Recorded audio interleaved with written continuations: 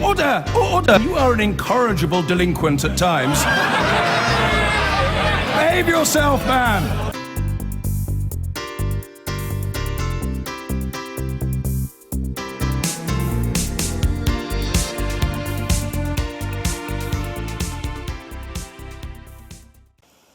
President Obama gave his final press conference in the White House this evening and ranged over subjects from Chelsea Manning to the Israeli-Palestinian conflict, warning his successor against any sudden unilateral move.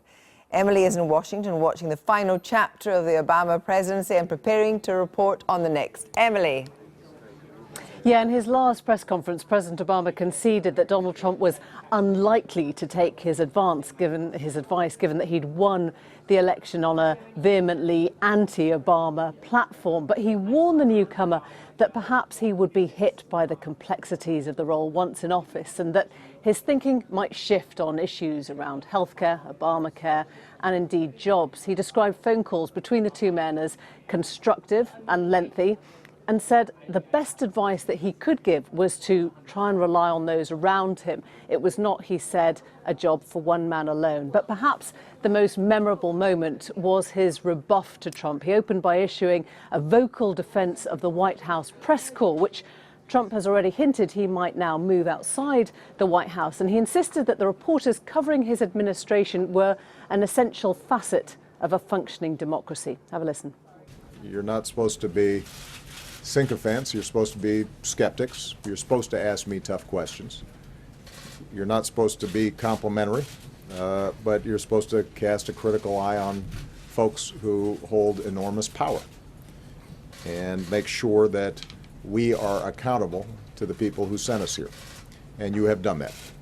And you've done it, for the most part, in ways that I could appreciate for fairness, even if I didn't always agree with your conclusions. It will be understood, I guess, as a rebuke to Trump, who has picked those very public, very personal fights with individual reporters and their news organizations. He's lambasted them in the past week or so for fake news, a term he has now almost weaponized to deal with anything he doesn't like very much. This was the last time that Obama will speak in public as president. He leaves office with near record approval ratings and a flurry of last-minute activity, which might suggest an awareness of the many things he still leaves undone. So what will his legacy be like? We look back at the last 8 years.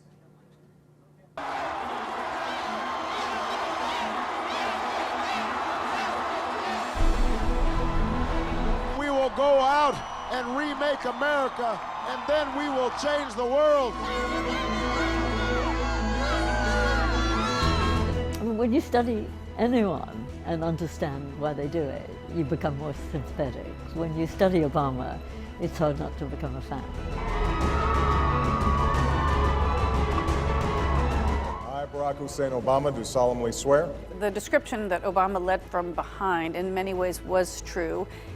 You can't say that he didn't do anything. They certainly did a lot, but the actions that they took, it just wasn't enough to make a difference.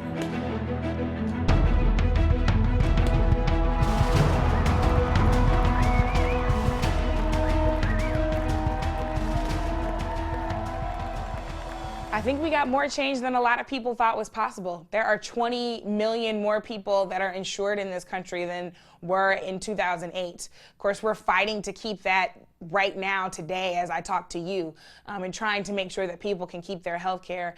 There has been change in that. There's been change in marriage equality. There's been change all over this country when we think about how marginalized people have been protected. And yet there is still much more change that needs to happen.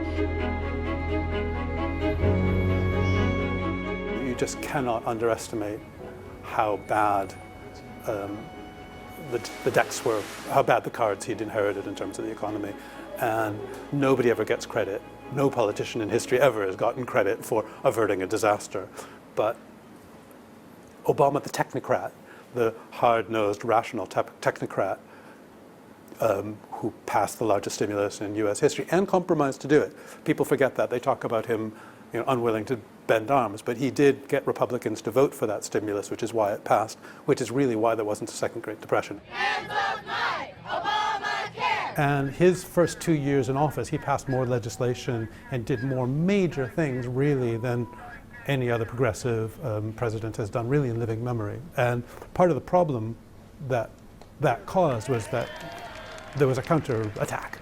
We're not going to give up, and we're going to fight. We're going to get rid of him in 2012.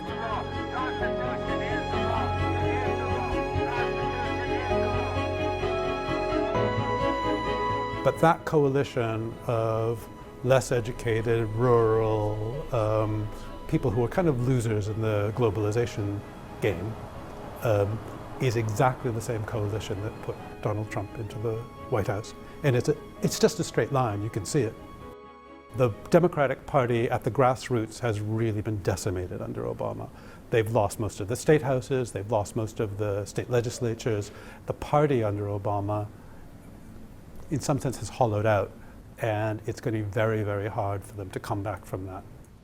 And on January 20th, I will become the first president of the United States to serve 2 full terms during a time of war. I wouldn't give him a great score on foreign policy. He had 2 successes, Cuba and Iran. I think they will survive the Trump presidency. But the rest, I worked on a lot of other issues, on ISIL, on Syria, on Ukraine, and he wasn't as strong as he could have been on those issues.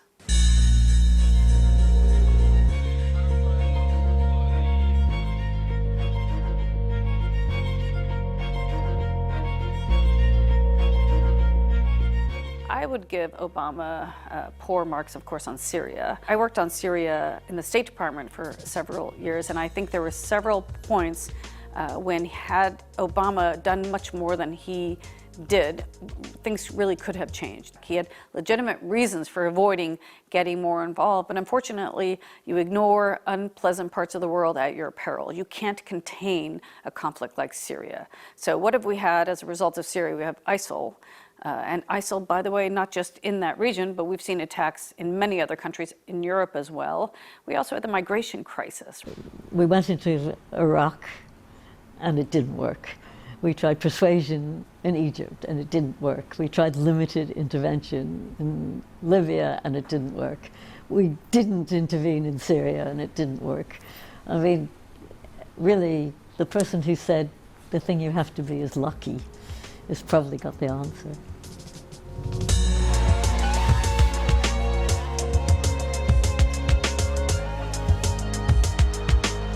If we could just recognize ourselves in one another, bring everybody together, Democrats, Republicans, Independents, Latino, Asian, and Native American, black and white, gay and straight, disabled and not. The first time I ever went into the White House, when President Barack Obama actually lived there, that was the first thing that came to mind, that my ancestors and that my enslaved ancestors built that house that for so long we had to enter the back door of, for so long we were not allowed in the dining rooms of, let alone in the Oval Office. So for a lot of us, having a black man in the White House represented hope.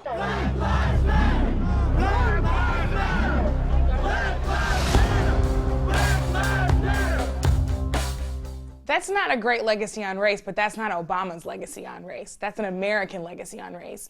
If people are tired of hearing about racism, I can guarantee you that we are far more tired of dealing with racism. But at the end of the day, people confuse identifying racism with actual racism. That doesn't mean that race relations have gotten worse. It just means that people have become more aware.